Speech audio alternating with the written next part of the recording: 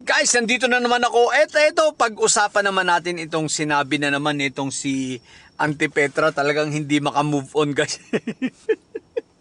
Eto, pag-usapan natin basahin natin sinabi niya rito. Alam naman ng lahat na nagmamadali talaga silang palitan kami sa pwesto. Gusto nila akong palitan agad dahil gusto nila madaliin ang impeachment trial ni VP Sara. Atat na atat sila sa impeachment. Hindi naman yun importante. Kung ako pa rin ang Senate President, ibabasura ko lang yun. Ayan o. Diba? Sinabi nito ni Auntie Petra ngayon lang, June 19 o. Maliwanag guys. Mabuti na lang, talagang ito ay napalitan na at naisimento na ang Senate presidency ni Senator Sherwin. So ito ay maliwanag na ang plano talaga nila kung kaya ito ay iniluklok bilang Senate President tulad ng sinasabi natin para i-delay at para talagang i-absuelto, trabahuhin at hindi papanagutin si Inday Sayad, palusutin sa impeachment trial. At ito si Auntie Petra ay walang kasama ang kanyang 10 ng kanyang mga miyembro dati, ng kanyang mga alipores ay wala silang plano na si Inday Sayad ay papanagutin. So ano maliwanag dito?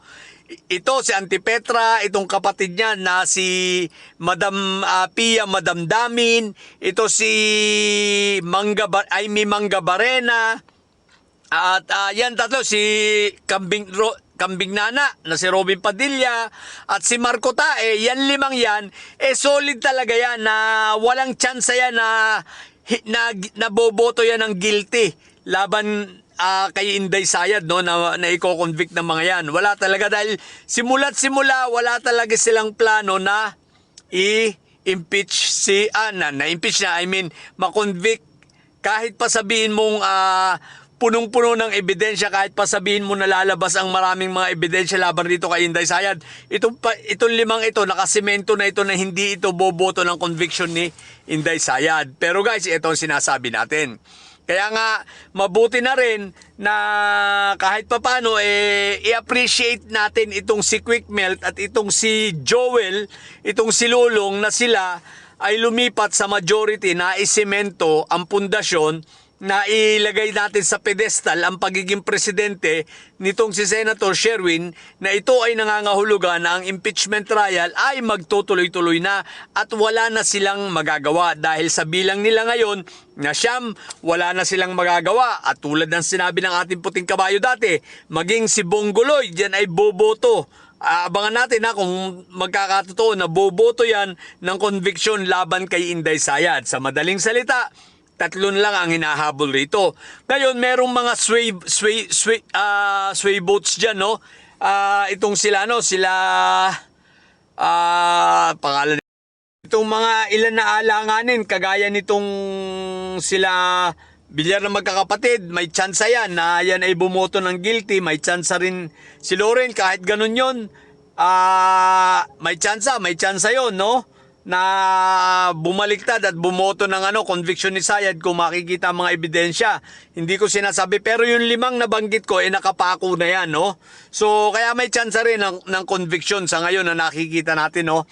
Bagamat medyo mahirap pa rin dahil 13 sila so kailangan ng 3, pero tingnan natin. Basta sigurado tayo na hindi boboto na para sa conviction ni Sayad ay yung 5. Anyway, kahit si Marco Tae, mangungulungan naman yan. Buti kung abutin pa yan yung butuhan. Malamang sa hindi na. Pero guys, ito ang sinasabi natin. I-appreciate din natin, no? Bagamat hindi ibig sabihin ito, tulad ng paulit-ulit ko sinasabi, hindi ibig sabihin na porque appreciate natin ang paglipat sa majority nitong si Quick Melt at nitong si Lulong, ligtas na sila sa pananagutan. Ang mangyayari lang, posibleng medyo babagal ng kaunti ang proseso ng kanilang mga kaso, patapusin ang impeachment, matapos itong impeachment trial ni Inday Sayad, then balik na uli tayo. Pukpukin na uli natin si Ombudsman, si Boying, tsaka na uli mangulungan yung mga yan. Total, tatagal lang naman yung mga hearing na yan. Ang estimated ng mga rami, even ng mga luminaries, mga 2-3 buwan, 2 to 3 months. So ano na yung 2 hanggang 3 buwan na pwede natin ipaghintay, no? Maghintay na tayo. Ang importante, tingnan natin ang magiging resulta. Sapagkat sa ngayon, may 13 na ang majority, 3 na lang ang kulang. Bagamat sinasabi nila, siyempre, titingin sila sa ebidensya. Pero, kitang-kita naman.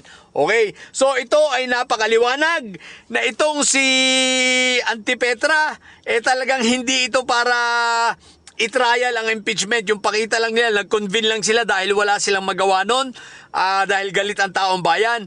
Pero kung nagtuloy-tuloy na ito ang presidente ng Senado, yari na tayo. Kaya nga ayaw niyang bumaba di ba?